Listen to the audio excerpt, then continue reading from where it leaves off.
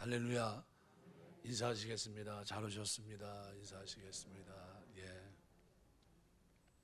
감사합니다. 어제 임직식이 끝났고요. 살아가면서 제일 어려운 것이 뭐냐 하면 두려운 감정을 느낄 때입니다. 언제 느끼냐면요, 학생들은 공부하면서 자기 앞날에 대한 막연한 미래를 놓고서 두려움을 느끼고요, 나름대로 그 나이대에 맞는 두려움을 다 겪습니다. 없는 사람이 하나도 없습니다.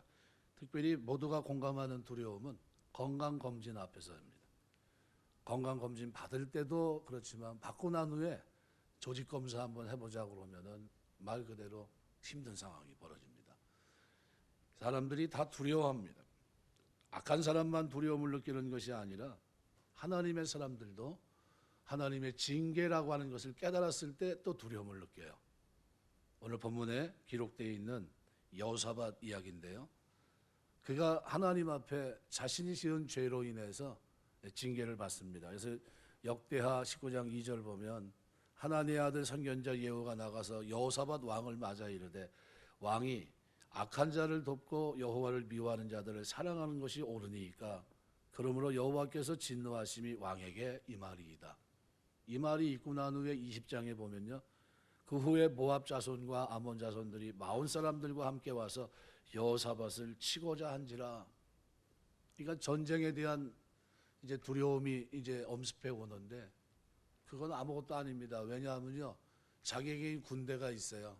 이순신에게는 나에게는 12대 있다고 하는 그 식으로 유다에는 116만의 군대가 있었습니다. 싸울만 하죠. 이길만도 하고요. 그런데 그 두려움이 아니에요. 얼마든지 싸워서 이길 수도 있는데 그거보다는 하나님이 내가 잘못 살아간 것에 대해서 선지자를 통해서 나에게 지적한, 그죠? 바로 그겁니다. 그것 때문에 두려움을 느껴요. 이게 하나님의 징계라면 전쟁은 해나 안 해나 이거 불보듯 뻔한데, 많은 사람이 죽을 게 뻔하고 우리는 패전할 것이 뻔한데 이 생각이 번뜩 들게 되니까 두려움을 느낍니다. 그리고 하나님 앞에 엎드려요. 이거는 다른 방법이 없다. 하나님 앞에 엎드려요. 여러분, 남유다 백성들이 모압, 암몬, 마혼 연합군이 협동해서 공격을 하고 있는데 엔게디까지 왔습니다. 문 앞에 왔다는 거죠. 두려운 감정을 오늘 본문에서 표출합니다. 3절 보면 여호사밧이 두려워하여 여호와께로 낯을 향해 간구하고. 왜 여호와께 낯을 향해 간구했습니까? 자신이 한 일이, 이제 지적받은 일이 드디어 어떻게 해요? 수면 위에 떠오르는 겁니다. 이 하나님의 징계로 인한 전쟁이면 분명히 패전할 텐데 죽는 건 문제가 아니라 그 패전의 결과가 참혹하기 때문에 먼저 엎드립니다. 여호사밧은 남왕국 역사에 길이 남을 만한 선한 아사왕, 비록 마지막은 좋지 않았지만 그 아들로 그 역시 선한 왕이었습니다. 역대하 7장 17장 3절 6절 보면 그의 선정이 잘 드러나 있는데요, 하나님의 율법을 충실히 이행하면서 전심으로 여호와를 따랐고요, 여호와께서 나라를 그의 손에서 견고하게 하셨다. 역대하 17장 5절에 말씀합니다. 부귀 영화를 크게 떨쳤던 왕입니다. 이런 왕에게도 두려움이 임하더라는 거예요. 두려움이 없는 삶은 없습니다. 악인에게만 두려움이 있는 게 아니에요. 의인들에게도 하나님 뜻대로 살지 못한 두려움이 있다는 거예요. 독실한 신자에게도 어려움과 두려운 일이 있습니다. 어떻게 극복하십니까? 그리고 그럴 때 어떻게 대처하십니까? 오늘 여호사밧은 역대하 20장 12절 말씀에서 이렇게 얘기합니다. 우리 하나님이여 그들을 징벌하지 아니하시나이까 우리를 치러 오는 이 큰 무리를 우리가 대적할 능력이 없고 어떻게 할 줄도 알지 못하옵고 오직 주만 바라보나이다. 가만히 보시면요, 대적할 능력이 없습니까? 있어요. 116만의 군대가 있어요. 능히 연합군과 싸워 이길만 합니다. 그런데 하나님 앞에 겸손히 엎드려서 자신이 징계받고 있다는 사실을 인식하면서요, 그렇게 얘기합니다. 우리가 대적할 능력이 없고 어떻게 할 줄도 알지 못하옵고 오직 주만 바라보나이다. 그래서 NIV 성경은 이 부분을 그러나 우리의 눈이 당신 위에 있습니다 이렇게 표현하고 있어요. 그 이유를 얘기합니다. 내가 왜 주님을 바라보는지, 왜 주님께 기도하고 있는지, 왜 금식하고 있는지, 온 백성이 왜 찬송하고 있는지 그것을 설명하고 있는 거예요. 결론부터 말하면 26절에 보시면 브라가 골짜기가 나옵니다. 대승을 거둬요. 브라가라고 하는 말은 송축이란 뜻입니다. 이 지명이 생겨나게 된 것은 이 전쟁을 찬양을 통해서 이겼기 때문입니다. 슬픔과 낙심, 절망의 상황이 찬송의 상황으로 변환돼서 유리한 그 명칭이 바로 이거 브라가 골짜기예요. 대승을 거둡니다. 하나님이 자신의 죄를 용서하셨고 그 전쟁에서도 승리케 하십니다. 절망을 희망으로 바꾸는 비결은 하나님께 모든 염려를 맡겨버리는 데 있습니다. 베드로전서 5장 7절에서 말합니다. 너희 염려를 다 주께 맡겨버리라. 이는 저가 너희를 권고하십니다. 이는 저가 너희를 생각하고 있다는 게 돌보신다는 뜻입니다. 부모가 자녀를 돌보듯 돌보십니다. 하나님 우리를 징계하시는데 징계가 목적이 뭡니까? 돌아오는 데 있어요. 하나님 앞에 관계를 다시 회복하는 데 있습니다. 시편 55편 12절 내 짐을 여호와께 맡겨버리라. 너를 붙드시고 의인의 요동함을 영영이 허락지 아니하신다. 시편 68편 19절 날마다 우리 짐을 지시는 주 곧 우리 구원이신 하나님을 찬송할지로다. 역대 17장 말씀에 보면 여호사밧 당시의 남유대 군대는 116만의 군대가 있었습니다. 그러니까 대적할 능력이 없다는 고백은 사실과 다릅니다. 근데 이 고백을 통해 우리는 여호사밧의 하나님 중심적인 신앙을 우리가 볼 수 있는 거예요. 믿음의 기도를 드렸던 겁니다. 회개 기도를 드렸어요. 회개 간구를 드리며 금식하며 하나님 앞에 나갑니다. 결단하며 주의 도움을 구하고 있어요. 이번 전쟁이 과거 자신의 우상 숭배자 아합과 결탁한 일에 대한 하나님의 징계로 인한 결과라고 하는 사실을 자각했기 때문이에요. 그는 하나님의 징계는 하나님의 은혜에 의해서만 해결될 수 있다는 사실을 알았기 때문에 믿음으로 하나님 앞에 더 간절하게 기도했던 거예요. 싸울 군대가 있음에도 싸우지 않고 하나님 앞에 먼저 하나님과의 관계를 회복합니다. 그 두려움을 가지고 하나님 앞에 나갑니다. 전쟁에 대한 두려움, 하나님에 대한 두려움, 두 가지 두려움이 교차하는데 먼저 뭐부터 해결합니까? 하나님 앞에서의 두려움이에요. 죄 문제 해결, 그걸 가지고 주님 앞에 나갑니다. 여러분, 하나님은 우리가 이 땅에 살면서 두려워하지 않기를 원하세요. 두려움을 이기기를 원하십니다. 그래서 요한계시록 마지막에 보면 둘째 심판에 들어가는 사람들의 목록에 첫 번째가 뭡니까? 두려워하는 자들과 돼 있어요. 두려워하는 자들이란 이 말은 다른 말로 말하면요, 죄 문제가 아직 해결되지 않았던 사람들이에요. 죄 문제. 이따 설명을 드리겠는데요. 여호수아 1장에 보시면 9절에 내가 내게 명령한 것이 아니냐? 강하고 담대하라. 두려워하지 말며 놀라지 말라. 내가 어디로 가든지 내 하나님 여호와가 너와 함께 하느니라 하시니라.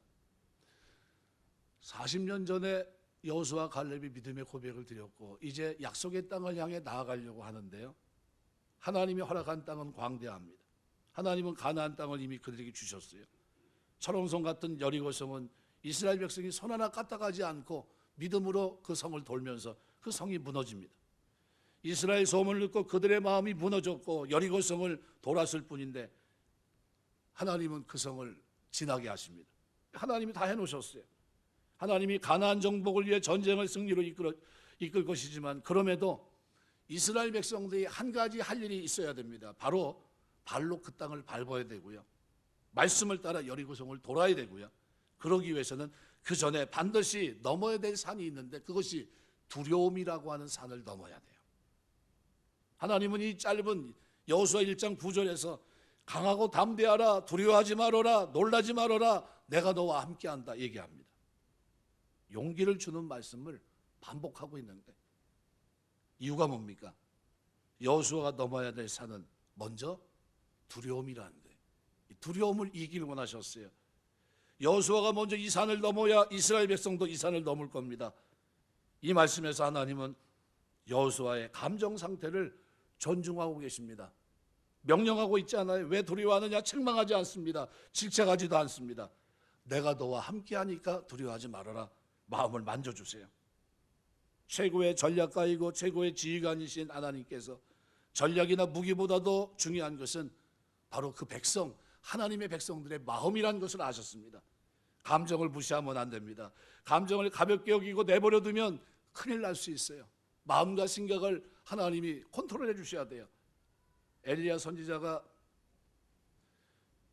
이세벨의 말 한마디에 감정이 무너져 버리는 장면이 성경에 기록되어 있는데, 그는 이미 바알과 아세라 섬겼던 거짓 신들과 싸워서 450명을 그죠? 다 죽이지 않습니까? 하나님의 살아계심을 증명했던 엘리야인데, 그런데 이세벨의 독삭스러운 말에 그냥 기가 죽어서 로뎀나무 아래 가서 뭐라고 얘기합니까? 죽기를 구합니다. 그토록 당당했던 믿음의 사람이, 기도의 사람이 순식간에 자기 연민에 빠져 차라리 죽었으면 좋겠다 하면서 자기의 죽음을 구합니다. 왜 그랬을까요? 그 마음의 감정이 다쳤기 때문이에요. 마음이 무너진 겁니다. 감정에 의해서 일어나는 일은 예측할 수 없어요. 전에 지금은 다 핸드폰 하나씩 들고 다녀서 시비 걸 일이 별로 없는데요. 전에는 공중전화 박스에서 동전 들고서 뒤에 쭉 줄 서 있었어요. 근데 전화 거는데 여러 통 거는 사람은 마저 죽었습니다.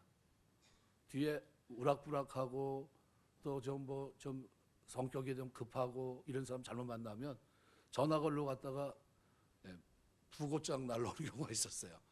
뭐 별일이 다 이렇습니다. 그죠? 왜요? 감정에 의해서 무너졌기 때문이에요. 감정이 무너진 채로 돌아다니는 사람들이 많아요. 절망, 분노, 두려움, 이 부정적인 감정이 파도를 치면 결과를 예측할 수가 없어요. 어떤 일이 일어날지. 그래서 하나님은 제일 먼저 여호수아의 감정이 두려움에서 벗어나기를 원하셨습니다. 40년간 광야에 걸출한 리더였고 모세의 뒤를 따라다니며 광야에서 수많은 하나님의 능력을 경험했습니다. 구름기둥, 불기둥을 경험했던 겁니다. 나름대로 지도력을 갖춘 용사입니다. 그런 여호수아도 가나안 정복을 앞두고 마음은 두려웠다는 거예요.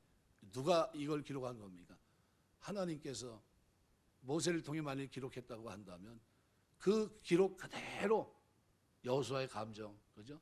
감찰하신 대로 내 속마음을 하나하나 감찰하신 하나님께서 그대로 여실히 드러냈던 겁니다. 여호수아도 가나안 정복을 앞두고 떨었습니다. 당장의 전쟁을 치르는 것보다 여호와의 이 두려운 마음을 먼저 하나님은 회복시키는 것이 급선무였어요. 하나님을 믿음으로 두려워하지 않는 담대함, 여호수아와 이스라엘 백성에 필요한 것은 바로 이 담대함이었습니다. 용기가 없고 두려움이 많으면 비전은 빛 좋은 개살구예요. 부어만 거창한 거지 전진할 수 없습니다. 우리는 할 수 없을 것 같다. 똑같은 얘기입니다. 민수기 14장과 19절에 보시면요, 14장 7절 9절에 보면 이스라엘 자손의 온 회중에게 말하여 이르되 우리가 두루다니며 정탐한 땅은 심히 아름다운 땅이다. 맞습니다. 근데 9절에 보면 이렇게 말해요. 다만 여호와를 거역하지는 말라. 또 그 땅 백성을 두려워하지 말라. 그는 우리의 먹이라. 그들의 보호자는 그들에게 떠났고 여호와는 우리와 함께 하시느니라. 그들을 두려워하지 말아라. 근데 어떻게 해요? 두려움을 느끼고 있습니다. 두 번이나. 그리고 어떻게 합니까? 정탐꾼의 보고를 듣고 밤새 울어요. 통곡하면서 우리가 다 죽게 되었도다. 그러면서 웁니다. 그럼 어떻게 됩니까? 광야에서 그들을 다 죽여요. 하나님. 다음 세대가 들어가는 겁니다. 근데 다음 세대가 들어가려고 하는데 그 다음 세대 수장이 누굽니까? 여호수아예요. 근데 여호수아도 뭘 느끼고 있는 겁니까? 두려움이라는 감정을 느끼고 있었던 거예요. 하나님이 그걸 먼저 만져주십니다. 우리가 보통 민수기 13장 33절에도 보면 거기 누가 있었냐면 네피림 후손인 안악자손의 유명한 사람이 골리앗입니다. 거인들을 보았나니 우리는 스스로 보기에도 메뚜기 같으니 그들 보기에도 그와 같을 것이다. 우리나라가 1900년대, 2000년대 신장 차이가 어마어마합니다.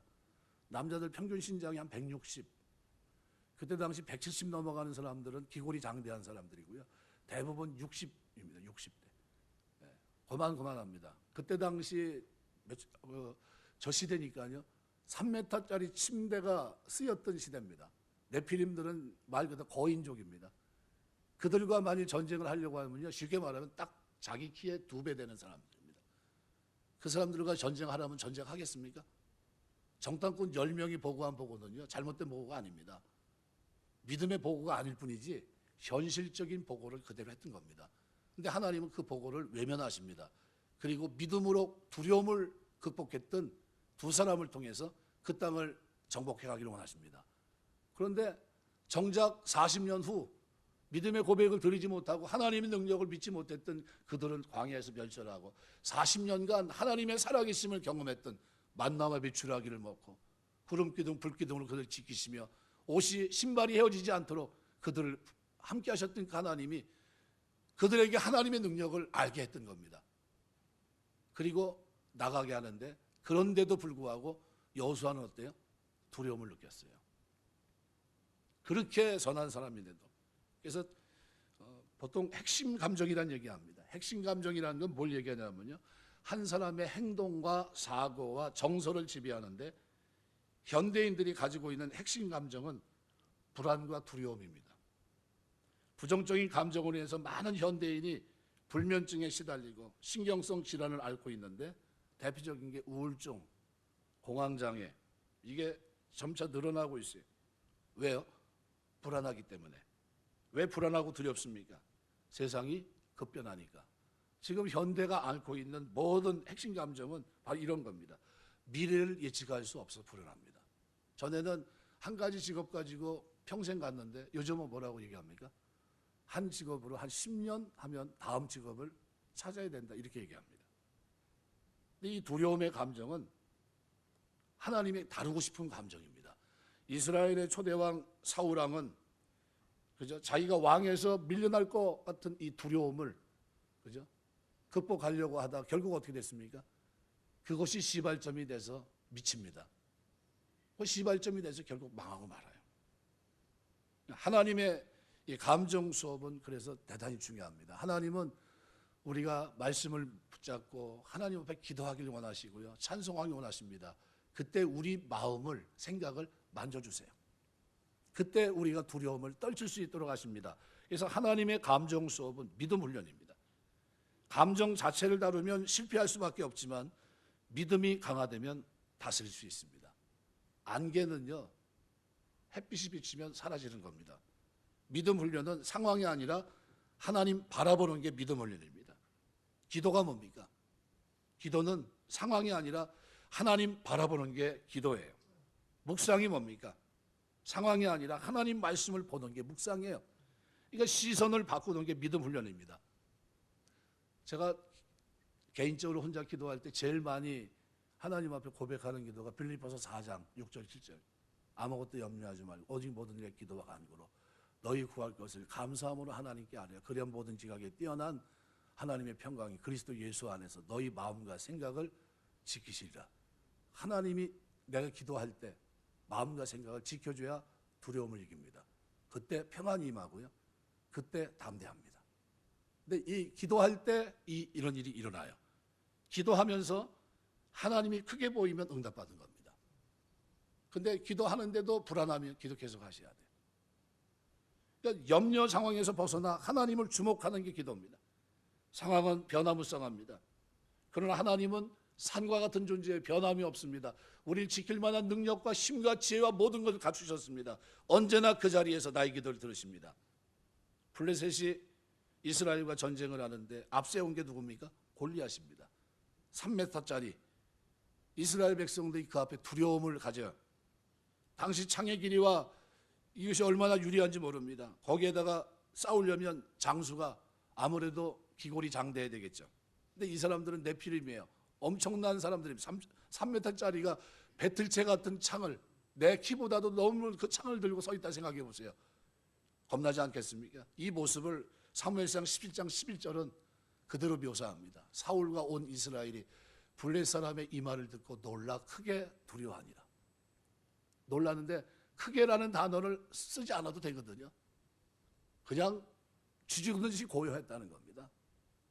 항원을 벌이며 나와서 싸우자 하는데 나갈 사람도 없고요. 그리고 다 어떻게 해요? 크게 두려워하고 있었어요. 블레셋이 가졌던 전술은 두려움입니다. 그 두려움을 이스라엘 진영에 그들이 어떻게 무너지게 했던 거죠. 그런데 우연치 않게 아버지 심부름으로 전쟁터에 가고 형제 안위를 알아보러 갔던, 심부름 왔던 다윗이 그 골리앗을 마주하게 됩니다. 근데 그에게는 뭐가 없어요? 두려움이 온데간데 없이 없습니다. 왜요? 광야에서 이미 빈들에서 곰과 사자와 싸우면서 하나님이 자신과 함께하고 있다는 것을 알고 있었어요. 그때마다 승리했고 그때마다 이겼기 때문입니다. 그러면서 그는 뭘 느낍니까? 하나님이 함께하면 능히 모든 것을 이길 수 있다는 그 믿음이 다윗에게 있었어요. 그러니까 그를 뭐로 봅니까? 짐승의 하나로 봐요. 곰이나 사자의 한 마리 정도로 봅니다. 두려움에 사로잡히지 않았어요. 시선은 하나님께 고정되어 있는 한 사람 다윗이 그리고 골리앗을 무너뜨립니다. 다윗에게 진정한 거인은 오직 한 분밖에 없었어요. 우리가 살아가면서 하나님이 우리 시선에서 벗어나지 않게 되시길 주의 이름으로 축원합니다. 하나님이 크게 보여야 돼요. 하나님이 자꾸 작게 보여요. 나를 부르신 하나님이 크게 보이고 그분이 능력의 하나님이고 내 기도를 들으시고 역사하시는 분인데 내 삶을 주관하신 분인데 그 하나님 안에 있습니다. 그 하나님이 내 안에 내주하시는데 자꾸 어떻게 해요? 두려움을 느껴요. 그러면 안 됩니다. 요한일서 5장 4절 무릇 하나님께로 난 자마다 세상을 이기느니라. 세상을 이기는 승리는 이것이니 우리의 믿음이니라. 히브리서 11장을 지금 금요 철야기도 때 이제 시작해서 믿음이 뭔지를 좀 제가 설명을 드려야 되겠다 싶어서 40번 정도 계획하고 있습니다. 2번 끝났거든요. 계속 이제 해서 히브리 11장과 연관된 말씀들을 묵상할 겁니다. 시간 되시는 대로 금요에도 나오시고 못 나오시면 영상이라도 꼭 시청할 수 있도록 들을 수 있도록 했으면 좋겠습니다. 믿음은 하나님께 시선을 고정시키는 겁니다. 주님만 의지하고 주님만 신뢰하는 것이 믿음이에요. 두려움은 영적인 문제입니다. 하나님을 떠난 순간 두려움이 우리를 공격하기 시작하는데 에덴 동산에서 죄를 범한 아담이 처음 느낀 감정이 뭡니까? 두려움이에요. 창세기 3장 9절 10절에 보니까 이렇게 표현해요. 여호와 하나님이 아담을 부르시며 그에게 이르시되 내가 어디 있느냐 이르되 내가 동산에서 하나님의 소리를 듣고 내가 벗었으므로 두려워하여 숨었나이다. 벗었으므로 숨었나이다 얘기해도 되잖아요. 뭐 때문에 두려움을 느낍니까? 하나님이 하지 말라고 하는 과실을 먹고 눈이 밝아지고 그죠? 벗은 것을 알게 되고 그러면서 어떻게 해요? 하나님 말씀 지키지 않으므로 그때서부터 하나님에 대한 죄로 인한 두려움이 엄습했던 겁니다. 우리가 저를 원죄라고 그러죠. 우리는 저 원죄 틀 속에서 태어났기 때문에 우리에게는 이미 죄 문제가 해결되지 않은 한 우리에게는 두려움이 있어요. 모든 인생에는. 하나님과의 관계 회복 없이는 두려움에서 벗어날 수 없습니다. 하나님과의 바른 관계가 이 땅에서 우리가 힘있게 살 수 있는 동기입니다. 그래서 로마서 8장 15절 보면 너희는 다시 무서워하는 종의 영을 받지 아니하고 양자의 영을 받았으므로 우리가 아빠 아버지라 부르짖느니라. 이제 두려움이 있습니까 없습니까? 하나님과 아들의 관계입니다. 아버지와 아들의 관계. 이들에게는 더 이상 두려움이라는 건 없습니다. 회복된 관계입니다. 하나님은 어느 두려움의 대상보다 크시고 위대하신 분입니다. 하나님 어떤 환경과 사람도 이겨낼 수 있습니다. 그러므로 우리가 살아가는 모든 환경 나에게 두려움을 주는 그 자리에서 하나님을 향해 시선을 고정시켜야 돼요.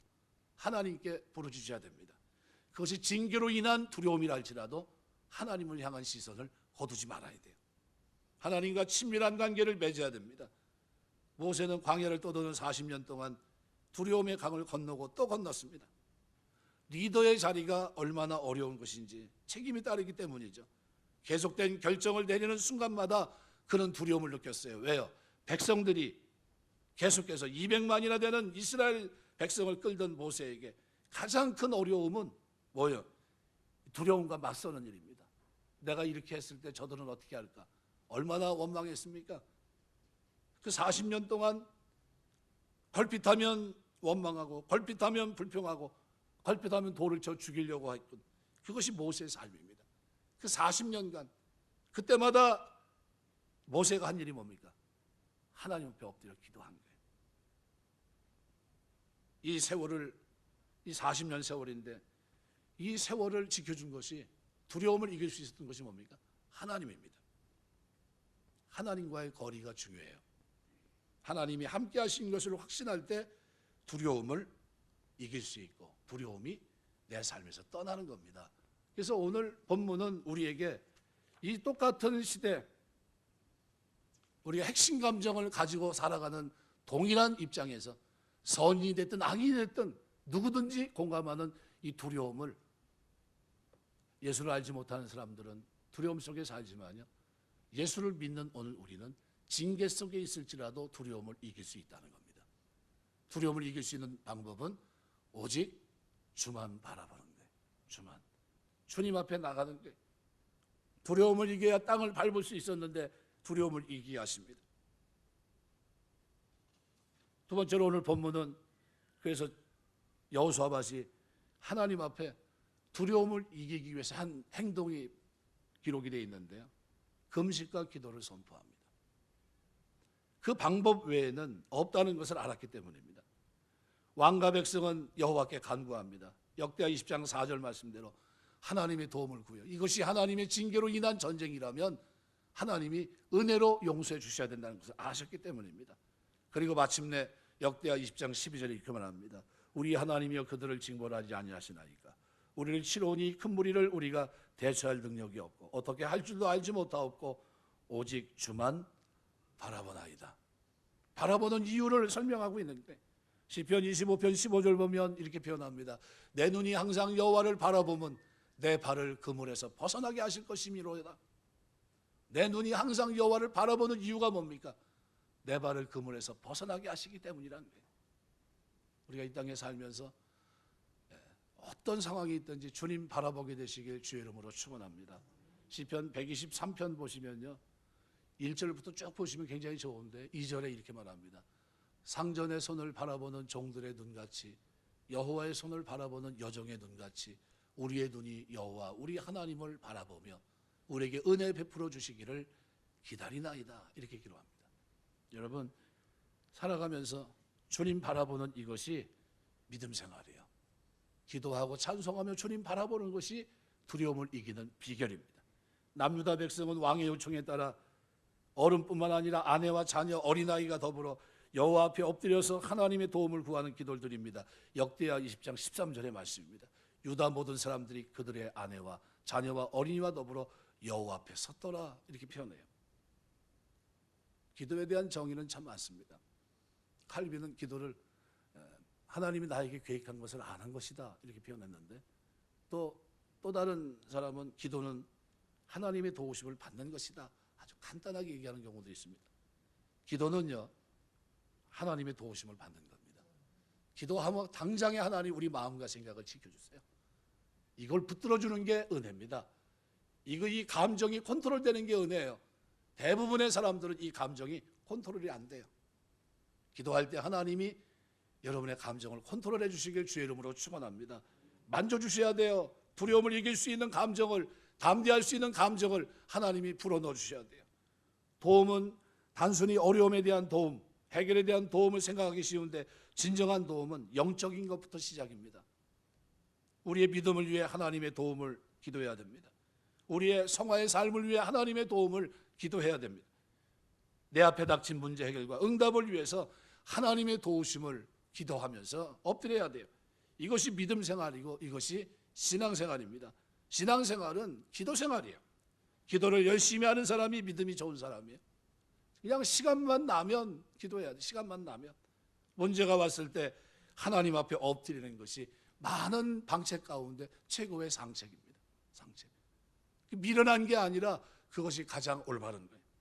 믿는 이들에게 왜 어려운 일이 옵니까?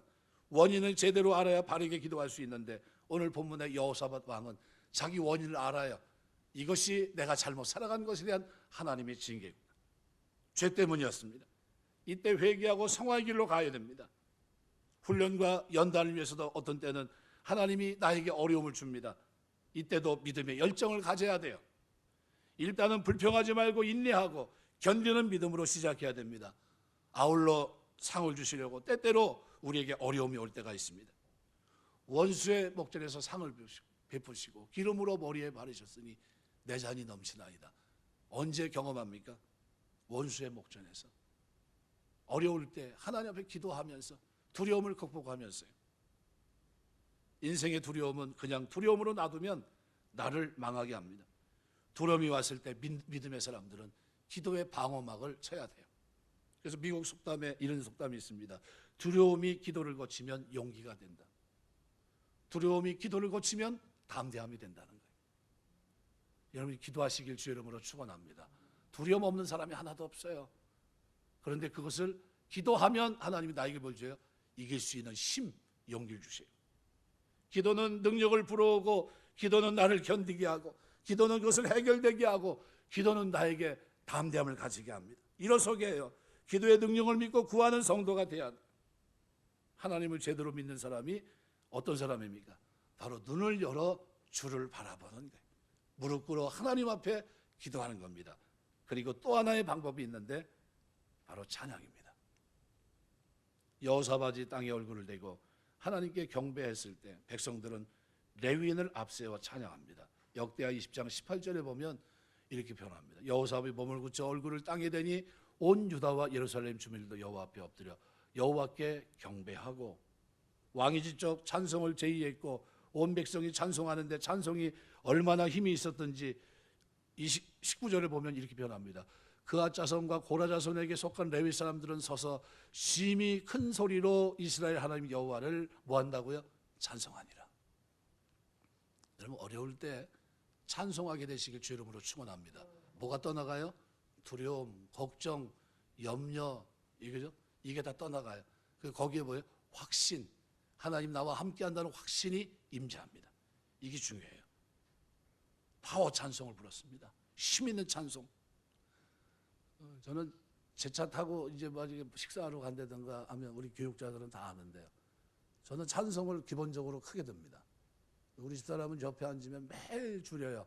저는 매일 올리고. 그래서 이 앞에 타려면 가만히 있든지 아니면 뒤로 가든지 그래야지 앞에서 찬송 줄일 생각하지 말아라. 근데 그렇게 된 동기가 있습니다. 한 번은 차 타고 가다가 조용히 이제 촬영을 하고 있는데 옆에 한 젊은 친구가 봐도 뭐 차가 범상치 않은 차예요. 쾅쾅 하면서 그냥 차가 그게 들썩들썩거리더라고요. 아이 근데 이렇게 보니까 소리가 뭐 보통 큰 게 아니에요. 뭐 경찰이 있으면 세울 것 같은 그런 큰 소리를 내더라고요. 그래서 제 볼륨에서 제 차에서 제일 큰 볼륨으로 확 올려버렸어요. 너도 들어라. 난 듣기 싫은 거 들으니까 너도 들어야 될 거 아니냐. 똑같이 그냥 크게 가지고 찬송이란 그냥 제일 크게 틀어놓은 적이 한 번 있어요. 그 다음서부터는 내가 찬송하고 살아야 되겠구나 싶어서 제 차 타면 찬송이 좀 큽니다. 저 혼자 있을 때는 아주 그냥 소리까지 꽥꽥 질러요. 그러니까 다른 제 차 타고 간 사람도 은혜입니다. 그 소리는 안 들으니까. 저 혼자 있을 때는요 막 큰 소리 칩니다. 혼자 막 부흥회는 아니고요. 뭐 혼자 그냥 미쳐서 그냥 그러고 있습니다. 찬송하시기 주의 이름을 축원합니다. 그러면요 뭐가 떠나냐면요 고민, 걱정거리 이런 것들이 꼬리를 내려요. 뭐가 같다고요? 걱정거리, 두려움은 다 뭐가 같아요? 안개와 같습니다. 뭐가 비치면요? 빛이 비치면 햇빛이 비치면 안개는 사라져요. 어디 있었지 안개가 이렇게 되는데 그런데 찬송하다 보면요 하나님이 뭘 만져주세요? 우리 마음과 생각을 만져주세요. 두려움 속에 있던 하나님이 함께 하시면 되지 이 생각이 들어요. 하나님이 나와 함께 하시는데 그 하나님 내 아버지잖아. 그 하나님께 기도해야지 이런 마음이 들어오면요 8분 응선 넘은 거예요. 그럼 그때서부터 찬송이 힘이 있고요 기도가 힘이 있습니다. 빌립보 감옥에 전도했던 바울과 실라가 옥에 갇혔는데 두 사람이 깊은 밤에 기도하고 하나님을 찬미합니다. 모두가 들을 수 있는 파워 찬송이었어요. 그래서 사도행전 16장 25절 26절 보면 이렇게 표현합니다. 한밤중에 바울과 실라가 기도하고 하나님을 찬송하며 죄수들이 뭐 한다고요? 듣더라. 그럼 거기 있던 사람들이 다 들었다는 거예요. 한밤중에 자던 사람 다 깼다는 겁니다. 저 뭐야 저거 시큼에 맞고 들어와서 미친 듯이 큰 찬송으로 지금 뭐 하고 있는 겁니까? 기도하고 있고 찬송하고 있었던 거예요. 그러니까 자는 사람들이 다 깬 거예요. 저럼 저거 잠도 못 자게 한다고 저 못된 놈이라고 막 그러고 있는데 근데 어때요? 이에 갑자기 이에 무슨 말입니까? 그 큰 찬송의 사람들이 뭐하고요?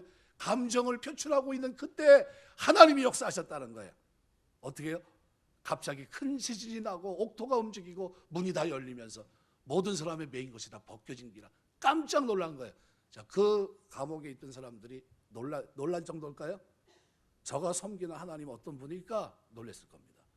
도대체 저가 기도하고 찬송했더니 어떻게 이런 일이 일어났을까? 전무후무한 일이 뭐가 있었어요? 큰 찬송이에요. 큰 찬송. 찬송할 때 크게 하시길 주의 이름으로 축원합니다. 제가 금요 철야기도 때나 오후 예배 때 저 여기 앉아서 찬송하는데 그냥 조용히 찬송하는 거 보신 적 있습니까? 아니면 어떻게 찬송합니까? 제가 죄송합니다. 이 앞에 쓴 사람들이 찬송하는 것보다 제 목소리가 더 커요. 그래서 마이크 들고 있는데요, 저 뒤에서 찬송하면 뒤가 쩌렁쩌렁 할 겁니다. 우리 저 여전사님이 가끔 여기서 피아노 치면서 나중에 그래요. 아유, 목사님 목소리 크다고. 뭐 은혜가 된다 그런 얘기는 안 하고요. 목소리 크다. 목소리 크대요. 예, 목소리가 크대요. 박자는 잘 맞는 것 같고 목소리가 무진장 크대요. 제가 봐도 목소리 커요. 제가 오해를 많이 받습니다. 저는 평상시 그냥 하는 말인데 목사님 화내는 거 아니냐?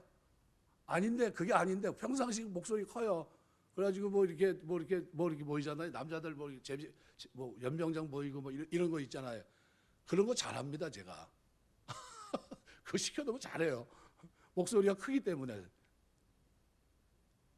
빌립보 감옥에서의 역사는 그런 겁니다. 그래서 시편 22편 3절 보면 이스라엘 찬송 중에 거하시는 주여 주는 거룩하시니이다. 네. 성경에는 다양한 형태의 찬양과 찬양 예배, 찬양대에 대한 기록이 있는데요. 모세는 제사장에게 나팔을 맡겨 전쟁과 행진 신호는 물론이고 절기의 기쁨과 즐거움을 주도하게 합니다. 민수기 10장 8절 10절. 다윗은 288명의 레위인을 찬양하게 합니다. 역대상 25장 1절에서 7절.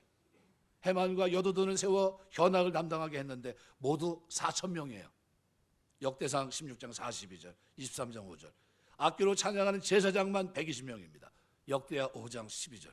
수르바벨 성전에서는 128명의 남녀가 찬양을 담당합니다. 에스라 2장 41절. 하나님 우리가 뭐 하기를 원하십니까? 찬성을 통해 두려움을 이기기를 원하세요.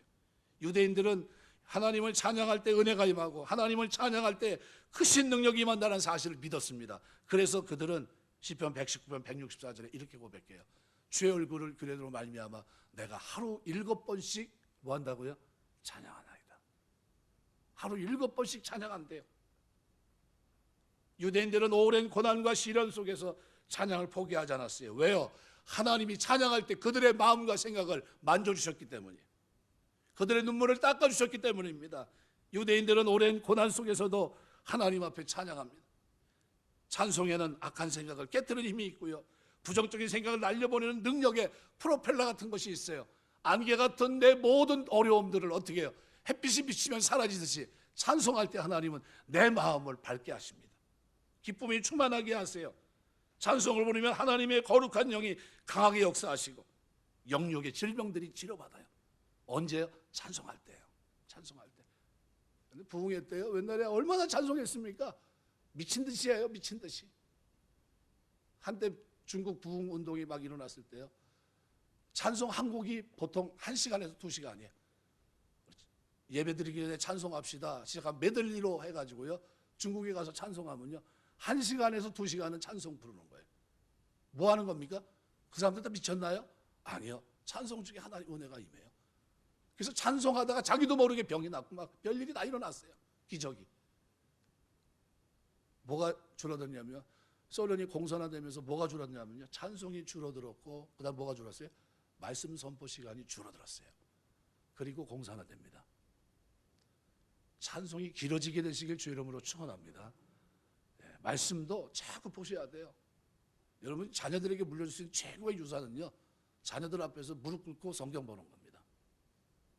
우리 부모님이 왜 저러고 있지? 저 나이에 엎드려서 왜 기도하고. 제가 어렸을 때 저희 외할머니 지금 기억은요, 늘 무릎 꿇고 기도하시는 모습이었어요. 도대체 뭐 밥을 주나 뭘 주나 이해가 되지 않는 그 행동을 제가 보면서 성장을 했어요. 근데 그 하나님이 능력의 하나님이시더라고요. 1346년 유럽 패스트 공포에 휩싸졌습니다. 요즘 우리로 말하면 우리가 경험하는 이 전염병 질병과 비슷하죠. 그때는 더 힘들었으니까요. 크리스마스 이브가 됐는데 거리가 조용합니다. 청년 몇 명이 나와 찬송을 부르기 시작했는데 수백 명이 가세하게 되고 너도나도 창문 열고 찬송하기 시작했고 공포가 사라지면서 치유 역사가 나타나고 하나님 뭐부터 만지시냐면요. 마음부터 만지세요. 두려움을 극복할 수 있도록 하십니다. 그래야 하나님의 은혜가 임해요. 은혜가. 그러니까 하나님은 우리 마음을 만져주기로 원하세요. 우리 마음과 생각이 기도할 때 찬송할 때 하나님은 두려움을 이기고 공황장애에 있지 않고 우울증에 있지 않고 살 수 있도록 하십니다. 말씀 맺겠습니다. 미국의 대규모 소매업 회사 가운데 JC 페니 컴퍼니라는 창업자 제임스 펜이라는 사람은 뭐 우리 알고 있는 백화점계의 유명한 인물입니다. 이 사람은 아내가 일찍 죽었고요. 그래서 1929년 미국 강타한 경제공황, 백화점, 그다음에 자선사업 앞장섰던 그의 삶이 무너집니다. 이 사람은 침례교회 목사 아들로 태어나서 이런 시련의 길을 겪었는데 결국 사업 실패하니까 우울증에 걸렸고요. 치료를 위해서 약물을 의지했습니다. 별 도움이 되지 않자 항상 유서를 써가지고 작성해 놓고 잠자리 듭니다. 그러던 어느 날 병원 복도를 지나다가 찬송이 흘러나오고 기도 소리가 들려 나왔는데 병원 예배실에서 예배하고 찬송하는 소리입니다. 그 찬송이 새 찬송가 382장이에요. 너 근심 걱정 말아라. 주 너를 지키리. 주 날개 밑에 거하라. 주 너를 지키리. 뭘 만지시는 겁니까? 하나님 마음을 만지시는 거예요. 이거를 그가 그 찬송을 들으면서 무너집니다. 이따 우리가 예배드리고 헌금 찬송할 때 382장 부를 거예요. 그 찬송입니다. 그 찬송을 들으면서 하나님이 목사 아들 죽으려고 자살하려고 했던 그 아들의 마음을 어떻게 해요? 누가 기도했을까요? 그 아버지 어머니가 무진장 기도했을 거예요. 죽어가고 있는 자신의 아들을 보면서 무슨 생각했을까요? 하나님 살려주셔야 됩니다. 살려주셔야 됩니다. 어떻게 살렸어요? 마음을 회복시키는 것부터 살려주세요. 그 마음의 생각의 변화를 주시는 거예요. 그러면서 달라져요. 내면의 치유를 경험하게 됐고 지옥에서 천국으로 옮겨지는 체험을 그에게 새 힘을 주기 시작했고요. 96세까지 삽니다. 성공적인 사업을 하다 1971년 주님의 품에 안겼는데 JC 페니 컴퍼니라고 하는 이 창립자는 소매 체인 기업으로 성공했는데 미국과 푸에르토리코에 1107개 소매점을 소유합니다. 뭐가 이를 이렇게 변화시켰냐면요. 찬송 기도가 그를 변화시킨 거예요. 그래서 선교학자 패트릭 존 스톤은 그렇게 말합니다. 우리가 일하면 우리가 일하는 것이지만 우리가 기도하면 하나님이 일하신다 그랬어요. 기도하시길 주의 이름으로 축원합니다. 그래서 찬송가 해설가 김경선 장로는 이렇게 말합니다. 찬송은 아무나 부를 수 있는 것이 아니다. 은혜와 축복을 받은 성도가 감사와 기도와 간구를 노래를 담아 하나님께 드리는 것이다 그랬어요. 동시대를 살고 있습니다. 똑같은 두려움을 느끼고 있지만 두려움을 극복하며 이기며 담대하게 사는 사람들이 있는데 그 사람들이 예수 믿는 사람들이에요. 시편 33편 1절에서 3절 보면 시인은 노래합니다. 너희 의인들아 여호와를 즐거워하라. 찬송은 정직한 자들의 마땅히 할 바로다. 수금으로 여호와께 감사하고 열줄 비파로 찬송할지어다. 새 노래로 그를 노래하며 즐거운 소리로 아름답게 연주할지어다. 아름답게라는 말은 홍교의, 전의 성경은 홍교의 되어 있습니다. 히브리 말로 헤티브라는 말인데 충분히, 철저히, 부지런히라는 뜻이에요.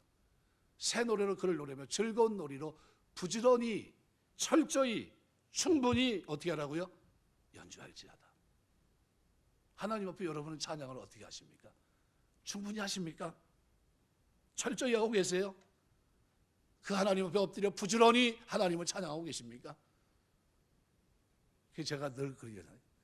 제가 목사 안 하면 찬양대 앉을 거라고. 왜요? 이거보다 더 복된 자리가 없거든. 저는 그렇습니다.